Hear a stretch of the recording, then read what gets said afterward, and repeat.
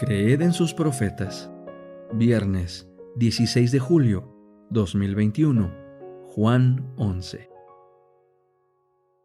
La muerte de Lázaro. Estaba entonces enfermo un hombre llamado Lázaro, de Betania, la aldea de María y de su hermana Marta. María era la que ungió al Señor con perfume y secó sus pies con sus cabellos. Y Lázaro, que estaba enfermo, era su hermano.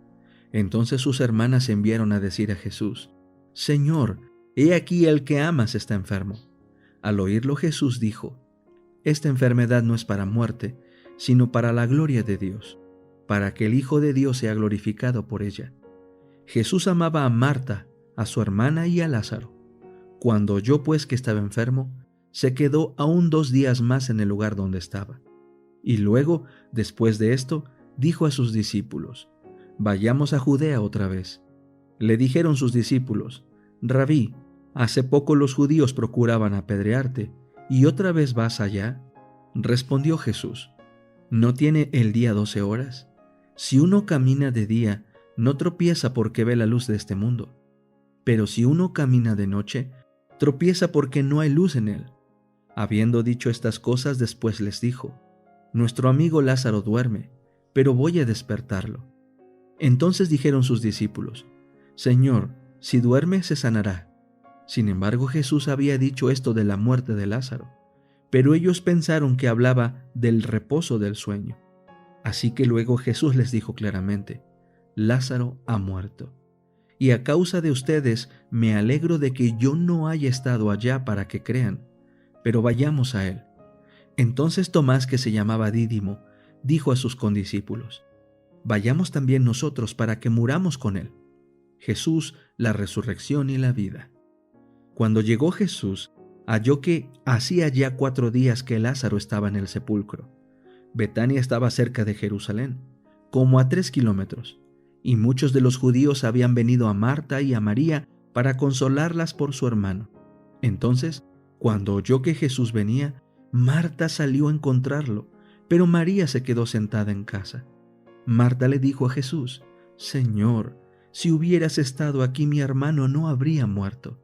Pero ahora también sé que todo lo que pidas a Dios, Dios te lo dará. Jesús le dijo: Tu hermano resucitará. Marta le dijo: Yo sé que resucitará en la resurrección en el día final. Jesús le dijo: Yo soy la resurrección y la vida. El que cree en mí, aunque muera, vivirá. Y todo aquel que vive y cree en mí no morirá para siempre. ¿Crees esto? Le dijo: Sí, Señor. Yo he creído que tú eres el Cristo, el Hijo de Dios, el que había de venir al mundo. Y cuando hubo dicho esto, fue y llamó en secreto a su hermana María diciendo: El Maestro está aquí y te llama.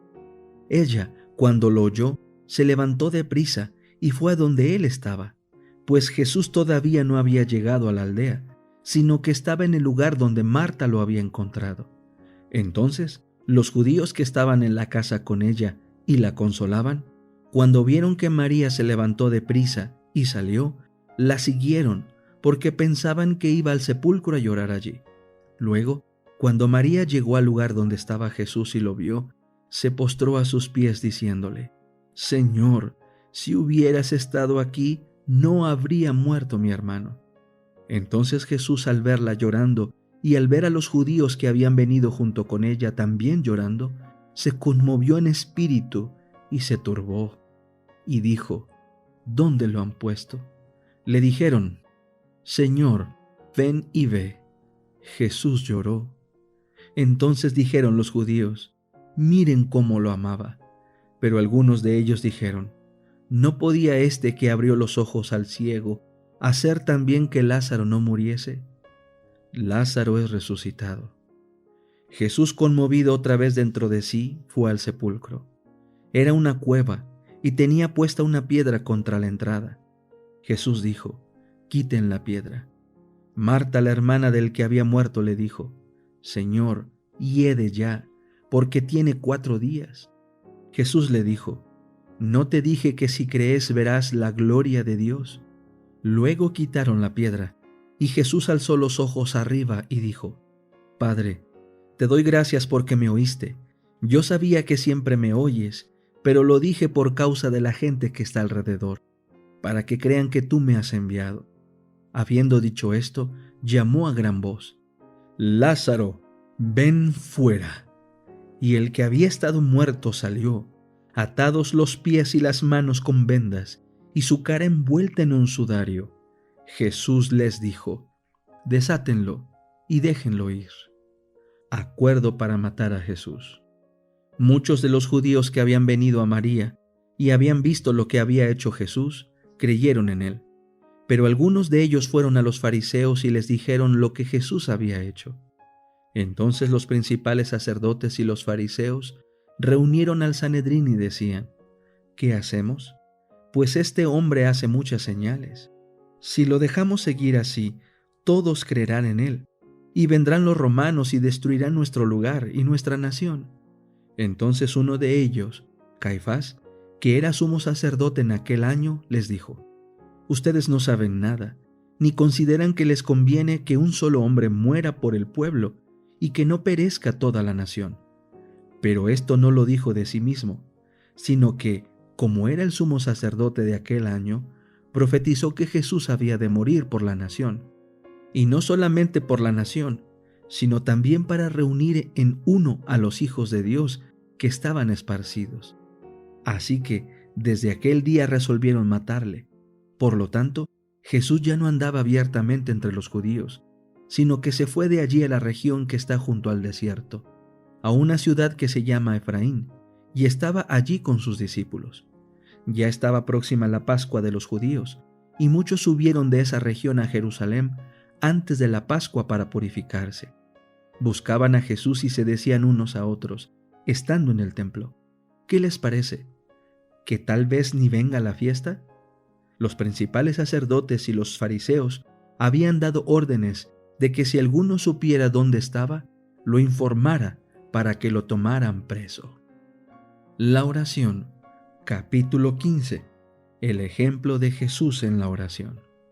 La vida de oración de Jesús, el secreto de su poder.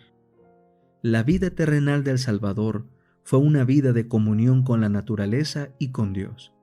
En esta comunión nos reveló el secreto de una vida llena de poder.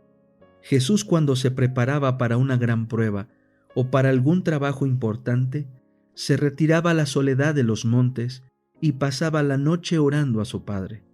Una noche de oración precedió a la ordenación de los apóstoles, al sermón del monte, a la transfiguración y a la agonía del pretorio y de la cruz, así como la gloria de la resurrección.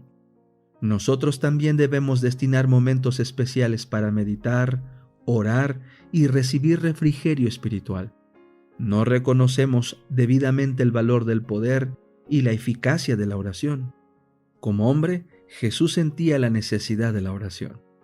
Como estaba revestido de humanidad, sentía la necesidad de la fuerza de su Padre. Tenía lugares selectos para orar. Se deleitaba en mantenerse en comunión con su Padre en la soledad de la montaña. En este ejercicio, su alma santa y humana se fortalecía para afrontar los deberes y las pruebas del día. Nuestro Salvador se identifica con nuestras necesidades y debilidades, porque elevó sus súplicas nocturnas para pedir al Padre nuevas reservas de fuerza, a fin de salir vigorizado y refrigerado, fortalecido para afrontar el deber y la prueba. Él es nuestro ejemplo en todo. Se hermana con nuestras flaquezas, pero no alimenta pasiones semejantes a las nuestras. Como no pecó, su naturaleza rehuía el mal. Soportó luchas y torturas del mal en un mundo de pecado. Dado su carácter humano, la oración era para él una necesidad y un privilegio.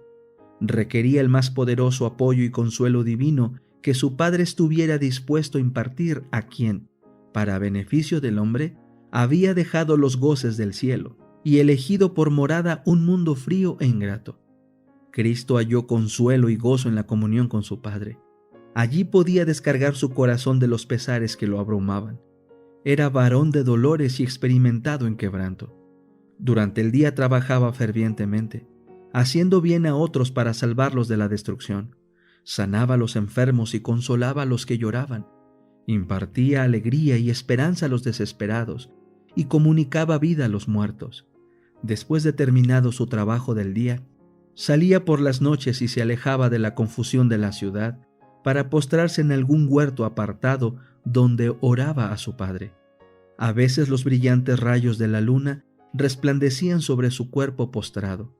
Luego, nuevamente las nubes y las tinieblas lo privaban de toda luz. El rocío y la helada de la noche caían sobre su cabeza y su barba mientras él estaba en actitud de súplica. Con frecuencia continuaba sus peticiones durante toda la noche. Él es nuestro ejemplo. Si lo recordáramos e imitáramos, seríamos mucho más fuertes en Dios.